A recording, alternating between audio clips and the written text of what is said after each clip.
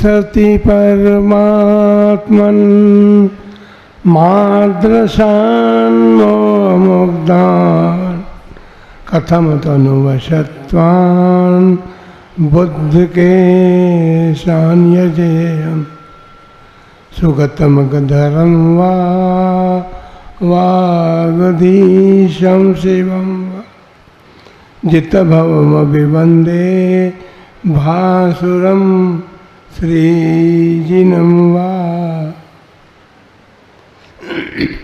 1008 श्री आदिनाथ भगवान की, 1008 श्री वर्तमान शासन नायक महावीर भगवान की, 20वीं सदी के प्रथमाचार्य चारित्र चक्रवर्ती आचार्य श्री शांति सागर जी महाराज की, परम पूज्य आचार्य श्री वीर सागर जी महाराज की, परम पूज्य आचार्य श्री शिव सागर जी महाराज की, परम पूज्य दीक्षा गुरुवर्य आचार्य श्री धर्म सागर जी महाराज की, परम पूज्य आचार्य श्री अजित सागर जी महाराज की, परम पूज्य शिक्षा गुरुवर्य आचार्य कल्प श्री सुध सागर जी महाराज, श्रीमद् जैन धर्म की आचार्य गुरुवर वर्धमान सागर जी महाराज की, समस्त आचार्य संघ की।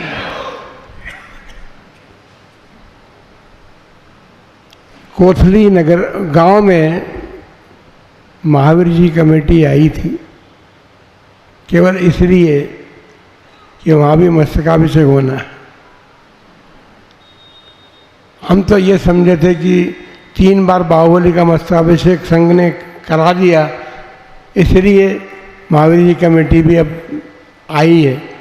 लेकिन सबसे बड़ी बात वहाँ पर यह थी कि महावीर जी में केवल भगवान महावीर का मस्तकाभिषेक ही नहीं होना था। 24 फीट की भगवान महावीर की खड़गासन प्रतिमा और 24 ही एक भगवान महावीर का आते समझिए कि 3 महीने के अंदर 24 फीट की प्रतिमा बनकर के तैयार होकर के विराजमान होंगे। ये हम भी यही समझते हैं कि जैसे अतिशय के रूप में प्रसिद्ध महावीर जी है, उसका अतिशय अभी तक कम नहीं हुआ है। कोथली से बिहार किया है संघ ने। जिस रास्ते में जो मार्ग में ग्रीष्म काल की गर्मी पड़ रही थी, संघ ने अपने एक बार निर्णय बदल लिया था कि महावीर जी तक तो नहीं पहुंच सकेंगे, कहीं पास में ही चातुर्मास कर लेंगे और चातुर्मास के बाद महावीर जी पहुंच जाएंगे। लेकिन भगवान महावीर का अतिशय कोई कम नहीं है। ठीक अंतिम दिन चातुर्मास का, यदि उसके बाद यदि एक दिन भी हम आगे बढ़ जाते तो हम कहीं जान होते वहीं हमको चातुर्मास करना पड़ता। लेकिन 18 तारीख को हम महावीर जी पहुँचे और उसी दिन चातुर्मास स्थापना की हमने। तो इसमें हम तो संघ का जो पुरुषार्थ था वो तो था ही, लेकिन इसमें भगवान महावीर का अतिशय भी मानते हैं, क्योंकि हमने कभी कल्पना भी नहीं की थी कि भगवान महावीर के चरणों में रह कर के हमारे दीक्षा के भाव बनेंगे और वहीं पर दीक्षा होगी, ये हमने कभी सोचा भी नहीं था। दीक्षा भी वहीं हुई और मस्तकाभिषेक का कार्यक्रम भी संघ के सानिध्य में संपन्न हुआ है। अब जो भी आगे कार्यक्रम होंगे वो देखेंगे। उसमें जैसे पारसोला में पारसोला वाले 17 वर्ष से प्रतीक्षा कर रहे थे कि आचार्य संघ आएगा तभी हम यहाँ पर इसकी पंचकारण प्रतिष्ठा कराएंगे, तो वो पंचकारण प्रतिष्ठा भी संघ के सानिध्य में। और यहाँ पर जो प्रतिमाएं जितनी भी 2 जिनालय हैं और दोनों जिलाए में जो प्रतिमाएं विराजमान है वो नई प्रतिमाएं, उसमें एक भी नहीं, एक आध कोई प्रतिमा का नहीं कह सकते, बाकी सब भूगर्भ से निकली हुई प्रतिमाएं हैं। और इनके जो पूर्वज थे उन्होंने भूगर्भ में उन प्रतिमाओं की सुरक्षा, उसमें जो आतताइयों का आक्रमण हुआ था तो उस कारण से इसको सुरक्षित रखा। लेकिन देखने की बात यह है कि यहाँ के नवाब ने इतनी सस्ते रूप में इतनी बड़ी ज़मीन दे दी। यदि ये चाहते, नापना चाहते तो वो और भी दे सकता था, ऐसी कोई बात नहीं थी। लेकिन इनने कहा कि इतनी बड़ी ज़मीन है, इसका क्या करेंगे अपन, इतने में काम कर लिया। अब लगने लगा इनको कि कि हमारी प्रतिमाएं जो निकली हैं वो स्वयं में अपने आप में इतना अतिशय लेकर के निकली हैं, तो ये एक प्रकार से क्षेत्र ही बन गया है।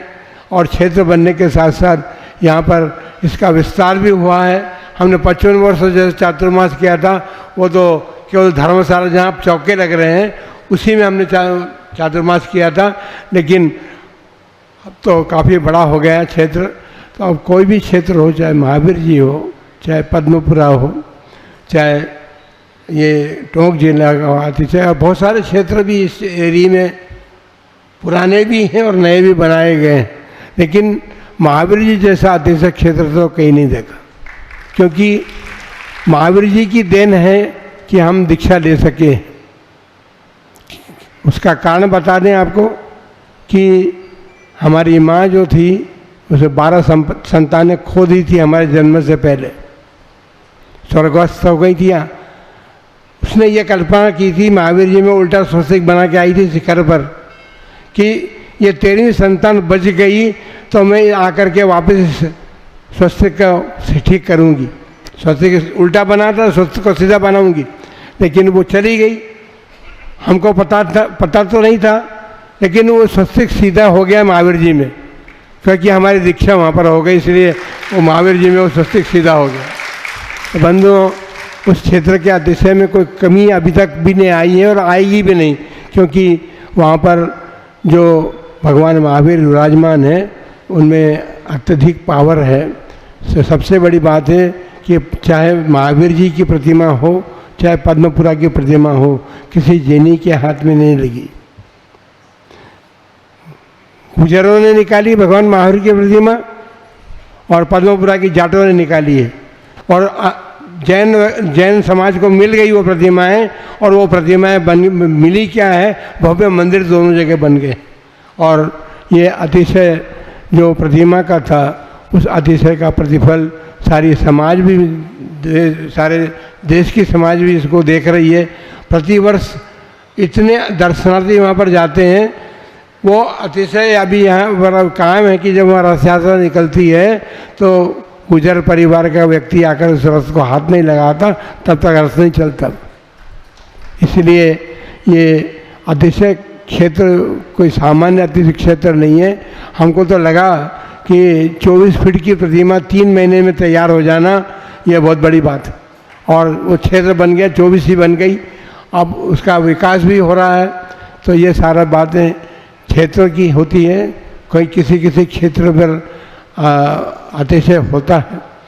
इतनी प्रतिमाएं यहाँ पर भी निकली तो इतना बड़ा क्षेत्र तैयार हो गया है। पर अतिशय क्षेत्र घोषित करने के लिए आप साहस नहीं करते हैं कि हम इसको अतिशय क्षेत्र घोषित कर दें, लेकिन वो अतिशय क्षेत्र से कम भी नहीं है।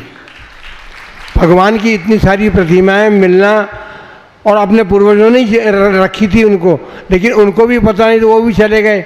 आप नई पीढ़ी के लोगों को उनका आभास होना और उन प्रतिमाओं को निकालना, अपने हाथों से निकालना, ये बहुत बड़ी बात है।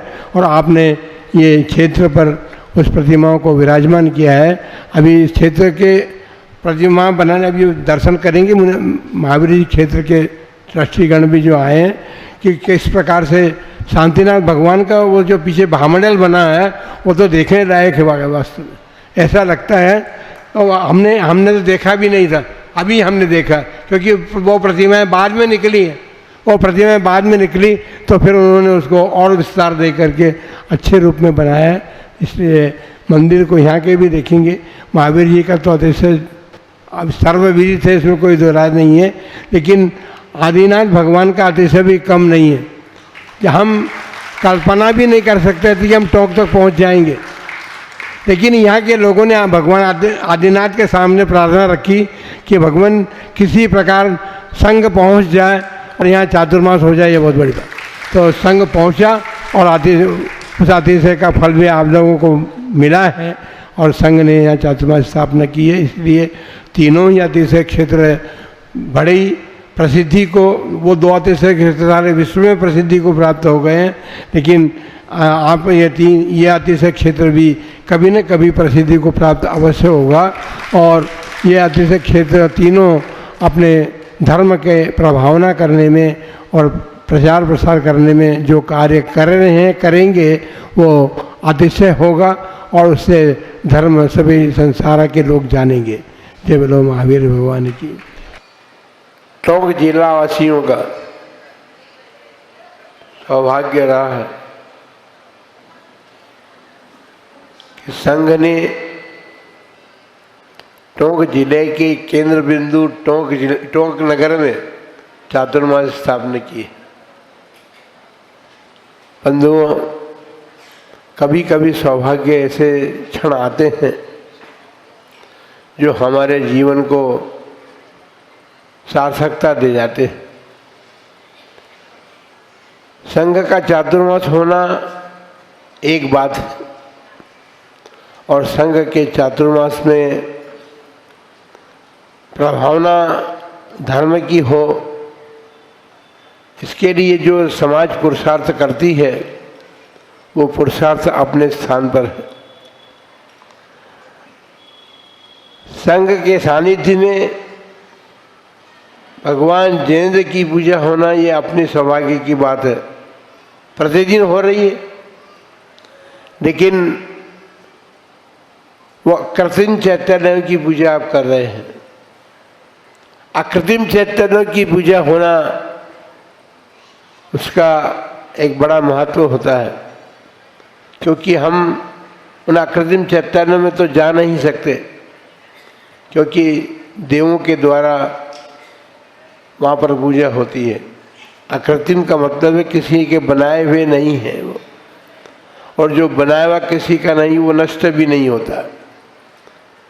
हम हैं तब भी हैं, हम नहीं थे तब भी थे, और हम नहीं होंगे तब भी रहेंगे। वो अकृत्रिम चैतन्य कि एक अकृत्रिम चैतन्य कोई छोटा मोटा नहीं है। अकृत्रिम चैतन्य में 500 फीट की 500 धनुष की प्रतिमाएं विराजमान है। उन 500 धनुष की प्रतिमाओं का इस रचना करके हम इंद्रध्वज महामंडल विधान के माध्यम से पूजा करेंगे। बंधुओं, ऐसा सौभाग्य कभी कभी अपने जीवन में प्राप्त होता है। सिद्ध चक्र विधान तो मैना सुंदरी के समय से शुरू हुआ, किंतु ये इंद्रध्वज विधान, कल्पद्रुम विधान आदि आदि विधान जो हैं, सर्वतोभद्र विधान जो है, तो ये बहुत बड़े बड़े विधान हैं। और ये हम नहीं थे उससे भी बहुत पहले से प्रचारित हुए हैं। अनेक ग्रंथों को आधार बना करके इन विधानों की रचना की गई है।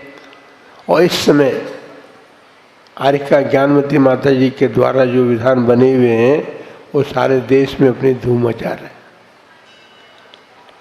वो बनाने वाला कोई भी हो सकता है विधान, लेकिन करने वाले जो है श्रावक जन होते हैं। और जब श्रावक जन अपने मन की उदारता को खोल देते हैं, उदार भाव से, भक्ति भाव से और समय दान से, द्रव्य दान तो कोई भी दे सकता है। आज यदि किसी को कहें कि यहाँ विधान हो रहा है, आप 1 करोड़ रुपया दे देगा वो। द्रव्य दान से कोई मतलब नहीं है, क्योंकि विधान में बैठने वालों को समय दान देना पड़ता है। समय दान के माध्यम से, क्योंकि समय दान की आवश्यकता क्यों है? क्योंकि हमारा जीवन जो है वो अस्त व्यस्त हो रहा है। वर्तमान की परिस्थितियां भी ऐसी ही हैं, और प्राकृतिक समस्या का उपस्थित होती है, उससे भी हमारे जीवन में अस्त व्यस्तताएं बनती हैं। प्रकृति है, प्रकृति का कोई आपके हाथ की बात नहीं है, प्रकृति को आप रोक भी नहीं सकते। लेकिन प्रकृति को रोकने के लिए पुण्य अर्जन तो आप अवश्य कर सकते हैं। देवशास्त्र गुरु की भक्ति, अकृत्रिम चैतन्यों की पूजा, कृत्रिम भगवानों की पूजा, ये सब पूजा जो है श्रावक का परम कर्तव्य है।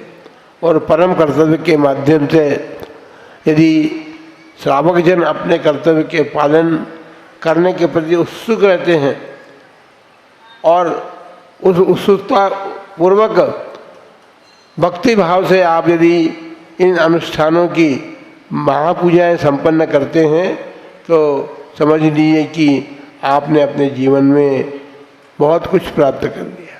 क्योंकि धर्म एक ऐसी चीज़ है, धर्म का अभी धर्म के अंगों की चर्चा चलेगी। धर्म की चर्चा तो है, वो धर्मांग अर्थात धर्म के अंगों की चर्चा है।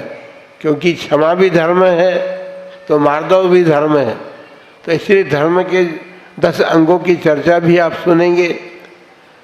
तत्वार सूत्र ग्रंथ का वाचन भी यहाँ पर होगा और ये 458 चैतन्यों की कृत्रिम चैतन्यों की पूजा का भी भाव आपके मन में जागृत होगा और आप सब बैठ करके यहाँ पर इस अनुष्ठान को संपन्न करेंगे। इससे बड़ा और कोई पुण्य और इससे बड़ा मनुष्य जन्म देने का लेकर के उसकी सार्थकता कोई नहीं हो सकती कि देव शास्त्र और फिर गुरु भी मिल गए हैं तो गुरुओं के सानिध्य में आप इस अनुष्ठान को संपन्न करेंगे।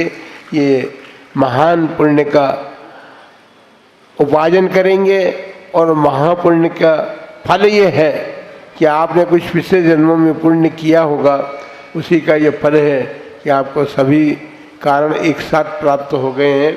और इन कारणों को प्राप्त करके आप अपने जीवन को धन्य करने का, सार्थक करने का पुरुषार्थ, क्योंकि पुरुषार्थ तो आपके हाथ में है। साधन मिल सकते हैं, साधन सब उपलब्ध हो गए, लेकिन पुरुषार्थ तो आपको करना पड़ेगा। अपने मन को इसके लिए तैयार करना पड़ेगा।